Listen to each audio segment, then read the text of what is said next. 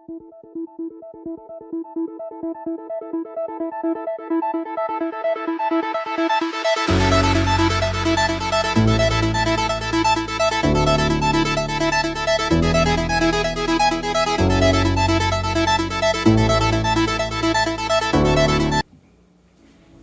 everybody, my name is Natasha and I just wanted to share with everybody that I have dyslexia and I am an empath.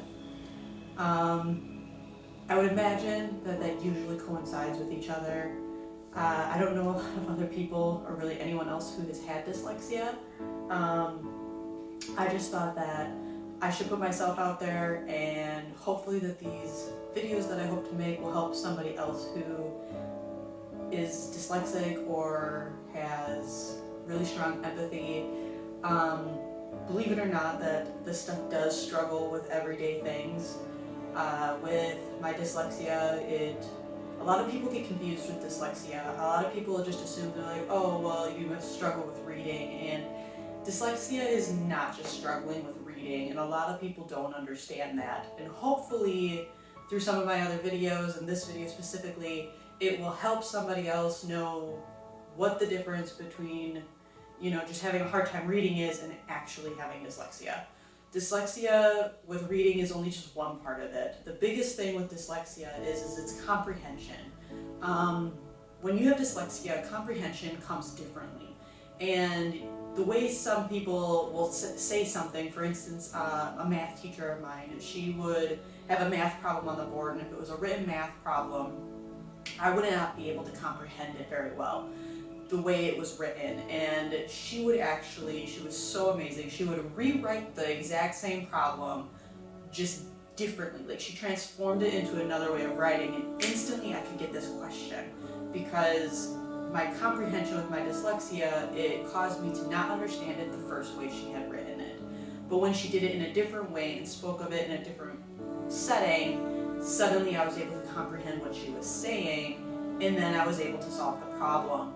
A lot of people don't understand that that's the biggest issue with comprehension. So it's not just reading you struggle in, it is in every other thing. Like, someone could be telling you a story, and you could comprehend that story differently than how that person is actually telling it or what they're actually meaning. So somebody could be saying, I love the way this does with my dog, and they explain how they did something with their dog, and I could take that in a whole nother context because I comprehended the way they spoke about it differently, or the way their emotions came up differently with it.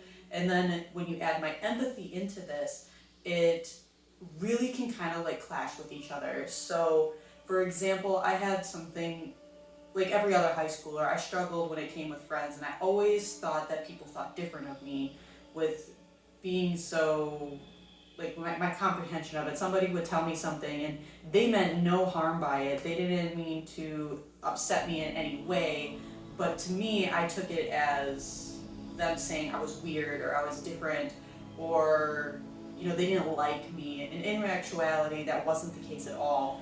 And that was my dyslexia talking. And so overall, if you think about it, dyslexia is not just reading. That is one part of it, struggling to read, struggling to understand what words mean. And it's an uphill battle. I mean, it is a fight for everything. Just social skills is really affected by it. And I mean, I just wish more people were educated about it. I mean, I know somebody will like screw up. I remember being in line once and somebody screwed up with change, and the cashier's like, oh, I'm so dyslexic because they screwed up with the change, and that's not dyslexia at all. And it was a little bit of offending, but I mean, people just don't know. They're not educated to know what dyslexia is. And until people understand what it is, I feel like it's going to continue to just get misinterpreted. And everyone who is dyslexic is just going to struggle from this more because they're not understood. And people see it as you thinking that, oh, well, you're just dyslexic, you're using it as an excuse, and you're not. It really does affect social situations. It affects mathematical, in school for mathematics. It affects your reading in school. I mean, it affects even your language and how you present yourself. It affects all of that because you're taking things in much differently than everybody else. When me and my husband were first got together and he would try explaining like the rules of a game, I wouldn't understand how he's saying it. And him and me used to really butt heads about it because I would get so frustrated and I would start crying because it would just bring me back to when I just felt stupid. I wasn't understanding, everybody else is understanding this, and then you felt alone. Like you feel so alone and you get into that shell of, I'm not good enough, sorry, I'm getting emotional. I'm not good enough, I don't understand like everybody else is doing it. I'm stupid, and you're not stupid. You're not. You're just comprehending things differently. My brother at that point, luckily my brother and my mom were with us and they were playing this game. My brother kind of paused the situation and he's like, this is what the rules are trying to tell you. And he was raised with me with my dyslexia and my struggling of comprehension. And he had learned through experience to just kind of pause, re-explain things to me in another way to see how I could relate. And I was able to understand what I was supposed to do for this game. And it takes a lot of time and a lot of patience to learn and understand and how to work with someone who has dyslexia. And dyslexia can come in so many different forms. And I need the ones who do not have dyslexia to understand, if you know someone with dyslexia, the best way to go about it is to ask them, what is the best way for me to explain things to you? How do you learn best when it comes to understanding? Me, for example, you could give me, I wanted to learn how to crochet, and I could easily pick up how this person was doing it through a YouTube tutorial, watching them do it. I'm a very visual learner, and as I watched them do this, I can pick it up. But if you were to put a pattern in front of me, for instance, I would not understand how to do this crocheting thing at all.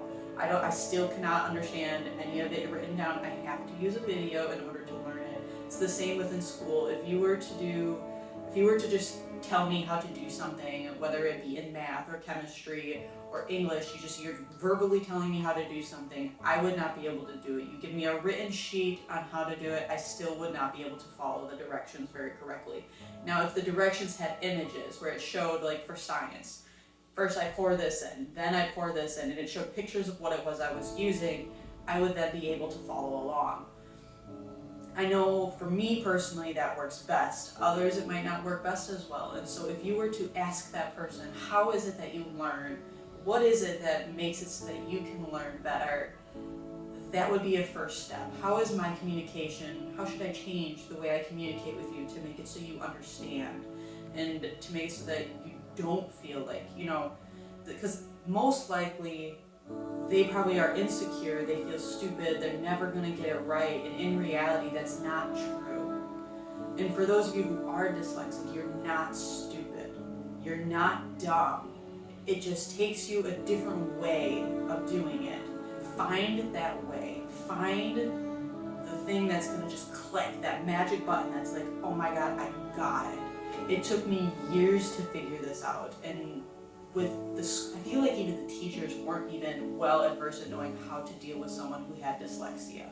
I had a few teachers that were like English, for instance, and obviously I struggled with spelling. And the worst thing that this one teacher did for me is she literally would just hand me the worksheet with the words on it, already spelled out for me, and it was, while I read these sentences and people have to actually put in the words, you just have to put in the word and the spelling's there for you. So instead of actually helping me learn how to spell these words and use them correctly, she thought that by helping me, she would just hand me it. That did not help me at all. It wasn't until I hit 22 and I was with my husband that I actually learned the correct 3 versions of there, or the correct 4 versions of there, and how to use them and the correct way of spelling each one. Because nobody wanted to take the time to help me to do that. And by nobody, I don't include my parents. My parents did a wonderful job trying to figure out the best way they could do this. But when you're a teenager and when you're younger, the last person you want helping you are your parents. I mean, you hit that point where you're like, I want to be on my own. I can figure this out. And you don't want to ask for help. Please ask for the help. Because you're just going to end up having that same anxiety for taking tests or doing schoolwork, homework. I mean, and you're going to continue to go into that downward spiral of, I'm depressed, I am dumb, I can never do it right. And that is a lot to put on someone's shoulders. It is a lot to carry through, especially going through school. And then you have the idea of college afterwards. I had a teacher who had told me I would never make it through a 4-year college. In saying that right to my face, I was with my English teacher, I was with a couple other teachers, and my mom at the time when we were discussing my dyslexia and my problems with school and my struggle, and I just started crying. And it was a special needs teacher actually, to have somebody literally straight to your face say, you're not gonna make it. Oh, I'm emotional again. I mean, I don't want anyone to have to feel that way. And if you don't have anyone to support you, I am here to support you. Leave a comment and say, hey, I struggle with this. What were some tips you used? What were the things that you think might help? Because you need somebody there. Find somebody to talk to, anyone. It could be a school counselor, it could be a teacher you trust, it could be another adult you trust, or even a friend who's just willing to listen to you. Because these are real struggles, and it is just going to continue after school. It's going to continue outside the schoolwork. It's going to continue for the rest of your life as something you need to find to help you just to get through with it. I mean, now my husband, after being together for 6 years, he's finally understanding, okay, well, she's not understanding it this way. How about I do it this way? And my mom and my dad, they understand. You're not comprehending. Let me tell you another way. And myself, I have grown to the point where I can say, hey, I'm getting frustrated. I'm feeling dumb. I'm being embarrassed right now. I need you to come up with another way for me to understand this. I'm not comprehending this. Because dyslexia isn't an excuse. It's not. I'm not going to let you say, well, I have dyslexia, so I can't comprehend that. It's not. That's not true. You can comprehend it. We just need to find a way to get it to you so you can comprehend it. You know, I struggled with reading. But you know what? I read, and I love reading. Reading is my favorite thing to do in the world. And I'm actually already 60,000 words into writing my first book. So if you are dyslexic and you think I can't do it, you can do it. You can do it. Because there's others who have.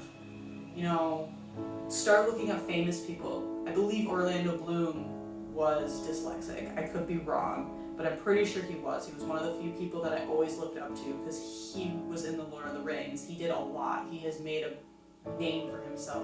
Albert Einstein had dyslexia. You know, the man who helped create the nuclear bomb to end World War II, the man who developed so much in the science field, to have a man like that be dyslexic is someone you can look up to.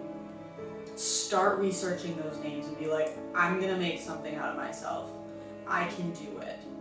Because you can do it. You just need to find the best way that you learn and the best way to communicate for you to do it. So I'm going to leave this at this part. I'm going to make another part for this at another time where I can give some more examples about it and I can talk to you guys about it. But I just want you to know that you're not alone. I'm going to do a more in-depth history for dyslexic for those who are really wanting to learn about this, who want to help someone they love be able to have that confidence in themselves. Like, I'm not dumb. I can do it. I can learn how to do chemistry. I can learn how to be an amazing artist. I can learn how to do mathematics and become a math whiz because I figured out how to explain and how to comprehend and understand. I want people to know and to learn dyslexia is not just struggling with reading. If you struggle to comprehend the way people are communicating to you, social situations, mathematics, science, you're struggling to learn the way everybody else around you is learning, that is dyslexia. It is not just a one little box. There are so many boxes that you pull from that go into this. Sorry.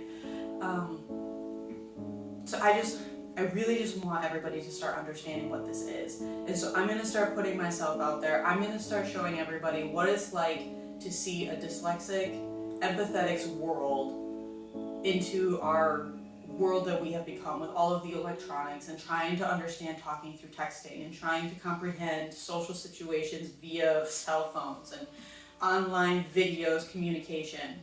And I just want everybody to know you are not alone. You are not alone.